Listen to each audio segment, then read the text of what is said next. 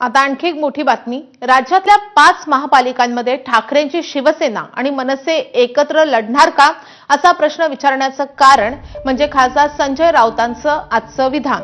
5 महापालिकांसंदर्भात ठाकरेंच्या शिवसेनेची आणि मनसेची चर्चा सुरू असल्याचं संजय राऊतांनी सांगितलंय। 5 प्रमुख महापालिकांमध्ये ठाकरे बंधूंची युती निश्चित होईल असे राऊत म्हणाले। तसंच मुंबई, ठाणे, कल्याण, डोंबिवली, नाशिक आणि पुण्यामध्ये मनसे आणि ठाकरे सेनेची ताकद असल्याचा दावा संजय राऊतांनी केलाय।